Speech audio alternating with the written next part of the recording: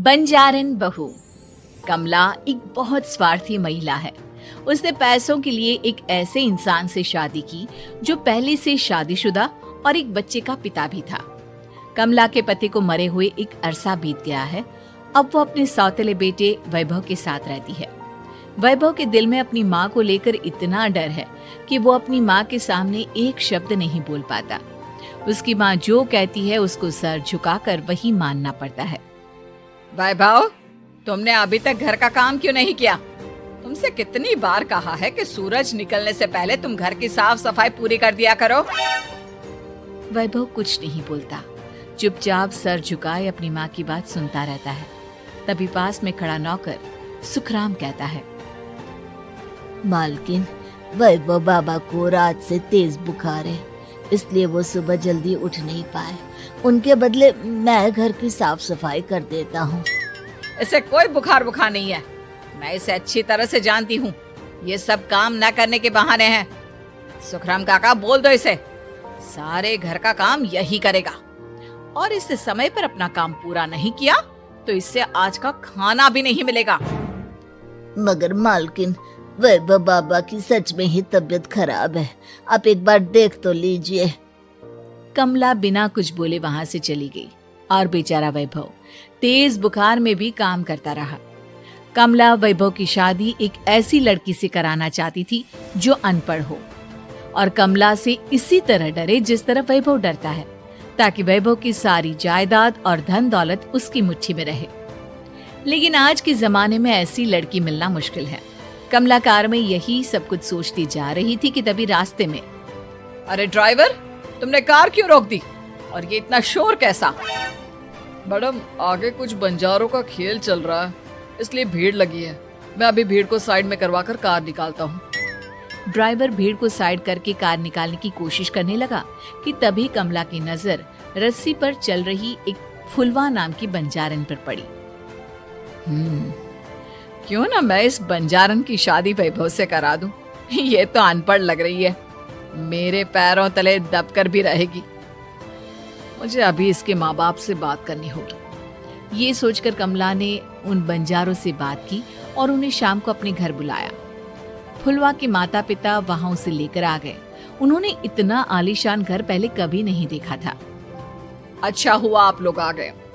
देखिए, मुझे घुमा फिरा कर बात करने की आदत नहीं है, इसलिए सीधे सीधे मुद्दे पर आती हूँ। मुझे आपकी बेटी बहुत पसंद है। मैं अपने इकलौते बेटे की शादी आपकी बेटी फुलवा से कराना चाहती हूँ। इसके बदले में आप जो चाहो वो ले सकती हैं। तभी फुलवा की माँ कहती है, ये क्या कह रही है मैम साहब? कहीं आप हमारी गरीबी का मजाक तो नहीं उड़ा रही ना? आप मेरे बेटे से मिल लो। अगर आपको मेरा बेटा पसंद आता है तो मैं कल से ही शादी की तैयारी शुरू कर दूंगी। सुखराम, वैभव को लेकर आओ। फुलवा अपनी माँ के कान में फुसफुसाती है, माँ, कहीं इस मेम साहब का छोरा पागल तो ना है? फुलवा अपनी माँ से बात कर रही होती है कि वैभव वहां आता है। फुलवा उसे देखती ही रह जाती है और उसके माता पिता उसकी शादी तय कर देते हैं। शादी वाले दिन किसी को फुलवा और वैभव की बेमेल विवाह की बात समझ में नहीं आती। फिर भी एक औरत कमला से पूछ ही लेती है, कमला जी, आपने अपने इकलौते बेटे की शादी देहाती गवार से क्यों करा दी? ये बंजारन आपके घर की बहू बनने लायक तो नहीं है। कम से कम अपने स्टेटस का ही ख्याल कर लिया होता। बहू तो अपने टक्कर की लाती, आपने तो बंजारन को ही बहू बना लिया। अब कमला को समझ में नहीं आ रहा था कि इस बात का क्या जवाब दे। वो कुछ देर चुप रही और सोच समझ कर कहती है, बहन जी, आपको तो पता है आजकल के बच्चे किसी की बात कहाँ सुनते हैं। मैं तो अपनी बहू एक पढ़ी लिखी और अपनी सोसाइटी की ही ढूंढ रही थी। लेकिन मेरे बेटे ने मेरे सामने इस बंजारन को लाकर खड़ा कर दिया। बोला कि मैं शादी करूंगा तो इसी से। अब भला मैं क्या करती? मुझे अपने बेटे के सामने झुकना ही पड़ा। कमला की ये बातें सुखराम भी सुन रहा था। उसने ये सारी बातें वैभव को जाकर बता दी। काका, मैं तो फुलवा को जानता भी नहीं, फिर माँ मेरे बारे में झूठ क्यों कह रही है? अरे बेटा, तुम कितने भोले हो, तुम्हें कुछ भी नहीं पता। तुम्हारे पिता अपनी सारी संपत्ति तुम्हारे नाम करके गए हैं। तुम्हारी माँ नहीं चाहती कि ये संपत्ति तुम्हें मिले, इसलिए उन्होंने तुम्हारी अनपढ़ लड़की से शादी करवाई ताकि तुम्हारी तरह वो भी अपने हक के लिए आवाज ना उठा सके। सुखराम काका, मैं क्या करूं, आप ही बताओ। माँ के सामने आते ही मेरे हाथ पैर कांपने लगते हैं। मैं माँ को कुछ भी नहीं कह पाता। वे दोनों बात कर ही रहे थे कि अचानक कमला वहां आ गई। कमला को देखकर दोनों घबरा गए। तुम दोनों फिर कभी बातें कर लेना, अभी फेरों का समय हो गया है, चलो जल्दी आओ। इस तरह फुलवा और वैभव की शादी हो गई। अगले दिन कमला ने फुलवा को बुलाया और उसे नसीहत देने लगी। देख बंजारन, तुझे मैंने अपनी बहू बना तो लिया है, लेकिन तुझे इस घर में आँख कान मुंह बंद करके रहना होगा। घर का काम कर और अपने पति से मतलब रख, समझी? कमला का ऐसा रवैया फुलवा को बिल्कुल समझ में नहीं आया। उसने वैभव से इस बारे में बात की। सुनिए ना, माँ जी ने जिस तरह मुझसे बात की मुझे अच्छा नहीं लगा। शादी से पहले तो वो मुझसे बहुत अच्छे से बात कर रही थी, लेकिन शादी के बाद उन्हें क्या हो गया? तुम ज्यादा मत सोचो, जैसा माँ कहती है वैसा ही करो। ये कहकर वैभव वहां से चला गया। अगले दिन वैभव को घर के नौकरों की तरह काम करता देख फुलवा को बहुत हैरानी हुई। फुलवा ने इस बारे में सुखराम काका से बात की तो सुखराम काका ने फुलवा को सारी बात बता दी। अब फुलवा को समझ में आ गया कि उसकी सास ने एक बंजारन को बहू क्यों बनाया। एक दिन वैभव घर का काम कर रहा था, तभी उससे कांच की प्लेट टूट गई। किसने गिराई ये कांच की प्लेट? वैभव को वहां खड़ा देख कमला ने छड़ी से उसे मारना शुरू कर दिया। उसके पैर में कांच चुभ गया और खून बहने लगा, लेकिन फिर भी कमला उसे मारे जा रही थी। ये देखकर फुलवा ने कमला के हाथ से छड़ी छीन ली और तोड़कर फेंक दी। बंजारन, तेरी इतनी हिम्मत, तूने मेरे हाथ से छड़ी छीनी? कमला फुलवा को थप्पड़ मारने ही वाली थी कि फुलवा उसका हाथ पकड़ लेती है। ओ सस माँ, मैंने मॉम की गुड़िया ना समझ लियो। बंजारन हो बंजारन, ईंट का जवाब पत्थर से देना जानती हूँ। आज के बाद मेरे या वैभव जी के ऊपर हाथ उठाने की सोचियो भी ना, समझी ससु माँ? ये कहकर फुलवा वैभव को लेकर वहां से चली गई। उसने वैभव के पैर पर पट्टी बांधी, उसके आंसू पोंछे। वैभव ने पहली बार किसी के दिल में अपने लिए इतना प्यार महसूस किया। अब फुलवा वैभव का हर काम में हाथ बटाती, उसका बहुत ख्याल रखती। इस तरह दोनों बहुत ज्यादा नजदीक आ गए। वहीं दूसरी ओर कमला सारी जायदाद अपने नाम करने की साजिश करने लगी। और एक दिन, वैभव, जल्दी बाहर आओ। कमला की आवाज सुनकर वैभव और फुलवा अपने कमरे से बाहर आ गए। जी माँ, आपने बुलाया? ये ले, इन कागजों पर साइन कर दे।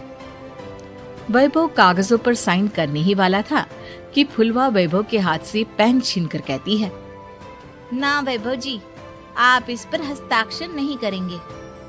आओ बंजारन, मैं तुझसे बात नहीं कर रही। ये बात मेरे और मेरे बेटे के बीच की है। चुपचाप पेन दे दे, नहीं तो तेरी खाल उधेड़ लूंगी। सस माँ, बंजारन की खाल इतनी भी ढीली ना होवे कि कोई भी उधेड़ लेवे। जो यकीन ना आता हो तो देख ले उतार के। और हाँ, बंजारन जरूर हूँ पर अनपढ़ ना हूँ। मन भी पता है कि किसी भी कागज पर साइन करने से पहले उसे अच्छी तरह पढ़ लेवे। पेन देती है या नहीं? ये कहकर कमला फुलवा को मारने आई तो फुलवा ने कमला को धक्का दे दिया और वो नीचे गिर गई। कमला डरकर वहां से भाग गई। अब फुलवा ने वो कागज उठाए और वैभव के साथ सीधा वकील के पास चली गई। वकील ने वो कागज देखे और फुलवा को बताया, वैभव के पिता की सारी जायदाद और संपत्ति वैभव के नाम है, लेकिन वैभव की सौतेली माँ इस संपत्ति को अपने नाम कराना चाहती है, इसलिए इन कागजों पर वो साइन करा रही थी। तो अब हमें क्या करना चाहिए वकील साहब? वकील ने फुलवा और वैभव को सब कुछ अच्छी तरह से समझा दिया। अब दोनों घर पर पुलिस को लेकर पहुंचे। कमला पुलिस को देखकर घबरा गई। पुलिस ने कहा, आपके नाम की कंप्लेंट हुई है, आपको हमारे साथ थाने चलना होगा। कंप्लेंट? कैसे कंप्लेंट? आप अपने सौतेले बेटे पर बहुत अत्याचार करती हो।